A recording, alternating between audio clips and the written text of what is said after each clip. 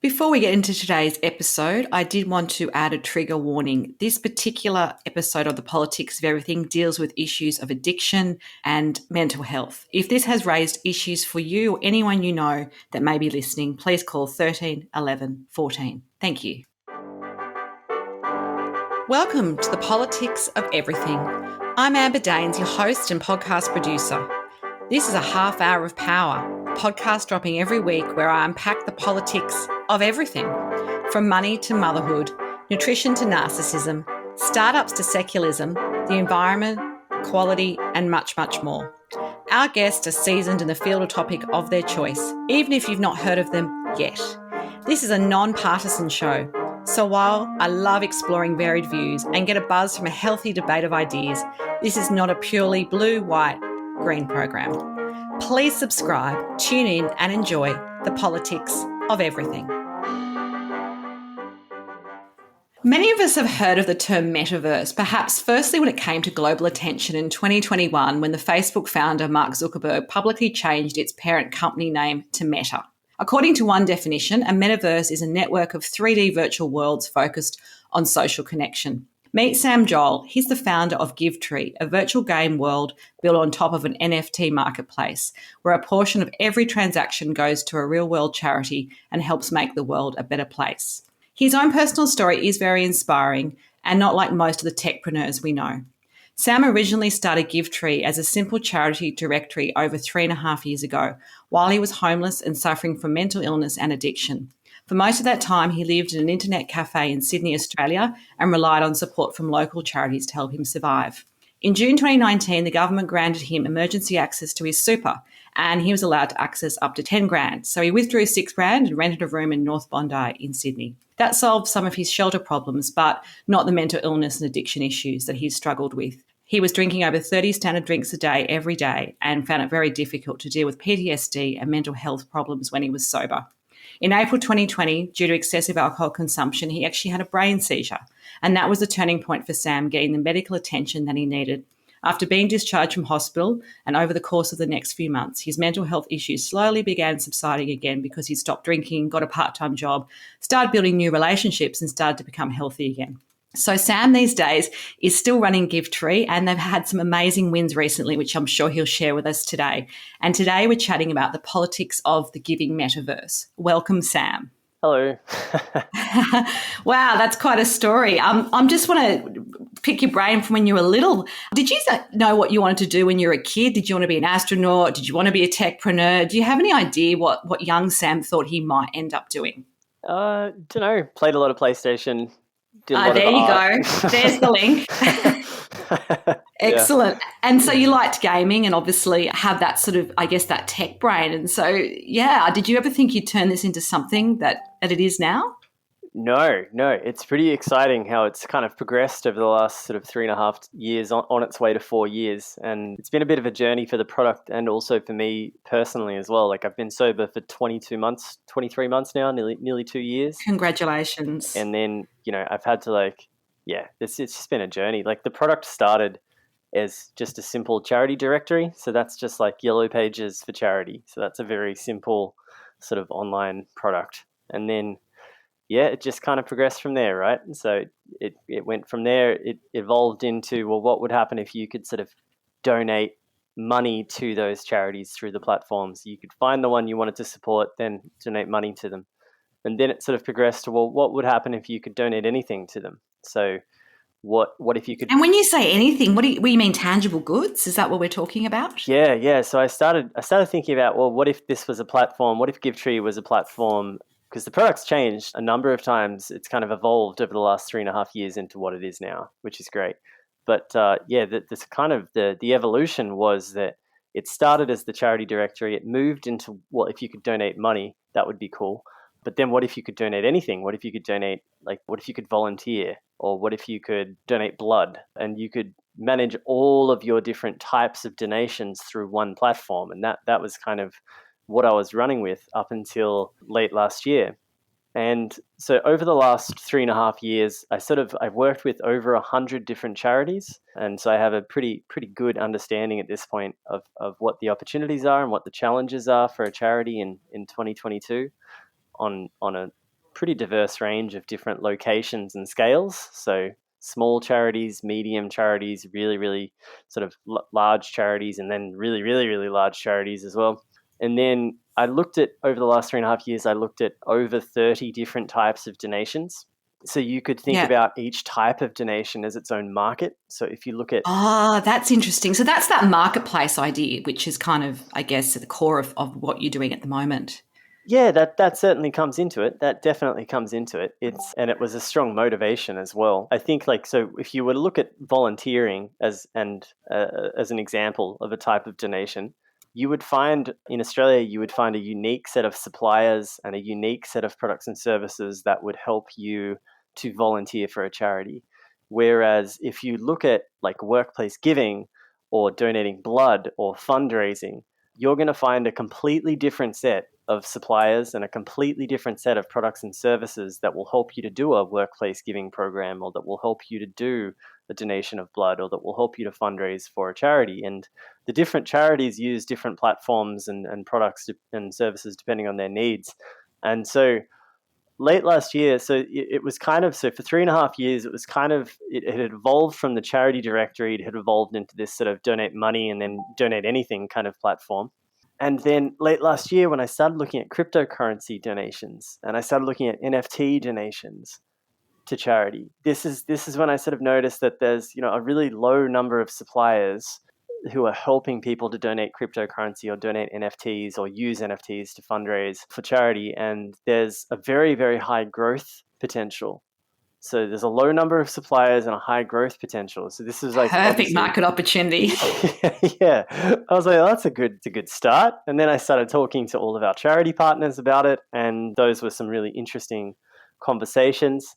And it was enough for me to decide that, I'd had a lot of people for a long time had been telling me to focus on just one type of donation instead of trying to be a platform that would sort of manage all types of donations. People had been explaining that it might be a good idea just to focus on one or two sort of things. So late last year, I decided to pivot the GiveTree product into becoming Australia's first NFT marketplace for good. And what that means is that basically it's an NFT marketplace where a percentage of every single transaction goes to one of our charity partners. And then that was, that was where it sort of started to take shape into what it is now. And what it is now is it's not just the NFT marketplace, it's also a metaverse, which is just a virtual game world that we've built. And what we're doing after we launch the products in April, we're aiming for April, and that may shift to May, but we're aiming for April at this point. So after we launch those products, so we're going to launch the NFT marketplace and the game. The idea is that more and more we're going to be helping charities to use Web3 technologies like blockchain and cryptocurrency and NFTs for the first time, either in the NFT marketplace or in the game, or a combination of both. And they do very much go hand in hand. So when you purchase an NFT, generally you're going to be using cryptocurrency to make that purchase, which means you're going to need a wallet. And these sorts Yes. of things are the things that charities are going to be doing in a lot of cases for the first time, and we help them with that. Oh, that's amazing. Great, groundbreaking. You did mention you have been sober for a couple of years now. Congratulations. I guess to kind of go back to, when you're building this particular tech business, I can imagine how difficult it would be for anybody, let alone someone struggling with the sorts of circumstances that you had. I mean, I guess part of the magic of GiveTree is because it is born from your own sort of need, if you like, because you were relying on charities at the time. Do you remember how you decided to just overcome, I guess, whatever was happening for you and really focus on this particular business? Because I can imagine those two things weren't easy to marry at the time. I think, like, for me personally, it was nice to have something that I could sort of help to create a bit of hope, I guess, and something to sort of focus on that would enable me to sort of start making the correct decisions and making those sort of first initial steps toward getting my life back on track. I think it worked to help me do that in a lot of ways, which was very helpful. Yeah, it was a strong motivator. I can imagine. So you talked about the GiveTree as being Australia's first non-fungible token marketplace that really gives back. Can you just walk us through maybe top line some of the steps that you've had to take to build that business? Because you've made it sound very seamless, but I guess you've needed probably some funding, you've needed investing, you've needed some support. So how have you actually managed to bring that together so that the idea can really fly? Oh, just basically making about 1 million mistakes and Like every then business just, owner, maybe. yeah, just jumping in and learning as I go. And basically that involved, finding people to help me build it, finding people to help me design it, talking with customers, understanding what the customers want the product to do and what problems they want it to solve and that sort of thing, what's important to them. And then just working with those people and those groups that I've sort of brought in to help me, just working through things with them to try and bring it to life. And again, making millions of mistakes along the way because I had no experience, you know, finding or employing somebody who is offshore to Oh, of help me build course, a that tech sort of product. stuff. Like, Yeah, and so that's that's challenging. That's very hard. that's basically like navigating it's very difficult for a number of reasons. You can very quickly end up with a whole bunch of money spent and a whole bunch of product doing nothing. Yeah, and I guess those mistakes can be expensive. They set you back not just time but money when you don't get it Yeah, right. exactly. Yeah, Yeah. absolutely. But you've managed to sort of, I guess, get to where you have now. I love the idea that that this particular platform, if you like, is an incredible fundraising source for charities in Australia and globally. It sounds like you understand a lot of that metaverse bits and pieces, and a lot of people may not understand, as well as sort of crypto and blockchain and so forth. Why do you think it's not sort of happened until now? It sounds like you're pioneering a new wave, particularly for some of these charitable organisations to think about donations and how they receive them and how they distribute them. What do you think's been holding people back? Because, things like crypto and blockchain have been around for a decade or so. What do you think the challenge has been for those organisations?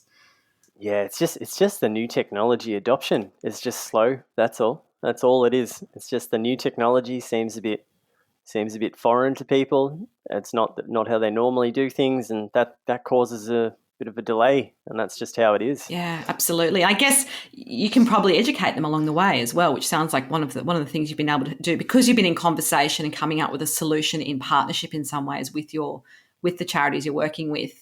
You've probably been able Yeah, to yeah, think yeah. ahead of the We've curve. we've we have been like starting to produce quite a lot of content around trying to help our customers and that sort of thing. And we are partners, official partners, with a group called the Giving Block, who's actually the world leader in cryptocurrency donations to charities. So, as an example, at the moment they've got a $10 million matching fund running, and that's running. So if you donate to a charity using the Giving Block at the moment, they'll actually match that donation dollar for dollar up to 10 million bucks. So, they've got over 1,400 charities as partners around the world. We will be selling their services to our customers because their services are that good. Amazing. They help charities with things like custodial wallets and changing their crypto into cash and all that sort of stuff that the charities need. And we're happy to be partnered with them because they're really leading the way. How did you come across them? Were they introduced to you, or were you literally going out there and I guess virtually door knocking to kind of get to the right people? Yeah, just virtually door knocking. Hey, LinkedIn is your friend. Seriously. That's how we found each other. Yeah. Excellent. So I guess big businesses and individuals have, been making money from the metaverse for a while. And as we've talked about, with sort of things like virtual property and so forth, people are quite familiar with because it gets a lot of airtime and people have some sense of what's involved in that kind of metaverse. How do you think more charitable organisations can get involved with organisations such as GiveTree so that they can be part of this kind of brave new world? Is there sort of some barriers to entry which you're trying to cut through, or some, I guess, ways in which they can circumnavigate kind of the overwhelm of getting into this new technology and actually just give it a try without sort of putting too much into it? Yeah, I reckon just get in touch with us and we'll have a chat and we can send you tons of information. We've got tons of content. We're always there to support you as well. Like, we can just talk you through how it all works and just explain each step of the way what you're going to need to be thinking about and considering for the future. there's new ways of thinking about things, and there's the charity structure and process needs to be considered, because there's opportunities to embrace the new technology now that will have ripple effects for the charity moving forward as far as your business model is concerned. So you got to be making some choices now that will sort of form the foundation of the future of your organization, and we can help with that. So just give us a call. Yeah. What are some of those choices, I guess? I mean, in terms of like investing in some of the tech side, I mean, what sort of things are we talking about from a tangible point of view? Yeah, I think with job design as an example, like you'd want to be thinking about having some new employees who focus on metaverses as an example. So somebody who's got experience and an understanding of how a virtual reality world works, and how a virtual game world works, and somebody who's going to be spending their time in those worlds. Now, if they're not in those worlds, then they're going to be in those worlds' communities. So you've got to be starting to think about who's going to be at your organization, who's actually representing your charity in these worlds, who's going to be in these worlds, who's going to be in these worlds' communities, talking to these communities, because that's where people are going to be spending more and more of their time. And so if that's where people are, and your donors are included in those people, so if that's where your donors are spending more and more of their time, then who at your organization is representing your organization there, and That's explaining. amazing. Yeah, absolutely. It's like play with where your audience plays. It's the basics of marketing in some ways. Yeah, exactly. Yeah, interesting. There you go. I imagine, you've probably had some people that have helped you along this particular journey you've been through. Do you have one or two mentors that have maybe had an impact as you've built this business and perhaps recovered from some of your own personal issues as well? Oh yeah, I've had some great ones. I've had like Jordan Peterson and Elon Musk. Audible's a good mentoring Oh, yes, access to all the best. platform. But I'm actually looking for some women authors that I can listen to. So if you've got any good recommendations, let me know. Oh, Brené Brown. You have to go into Brené Brown. It would be my pick for you. All about bravery and vulnerability, and she just has a great way of presenting things. She's even on TED Talks. So if you want to watch something, that's another way to do it. Oh, cool. I'll check it out. Excellent. I guess, what have you got from those kinds of, I guess, the Audible mentor? What's that kind of, is it just inspired you? Is it giving you fresh ideas or just fresh hope? No, I've been doing I set myself a 52 book in 52 week challenge. So I've just been smashing through books, all different types of books, pretty diverse range. Everything from Web3 technology related books to just, personal stories of people, biographies, autobiographies. There's a pretty good range of stuff there. I think I'm on Austrian economics at the moment, but that's a bit harder to get through. That might be a cure for insomnia if you can't get to sleep at night.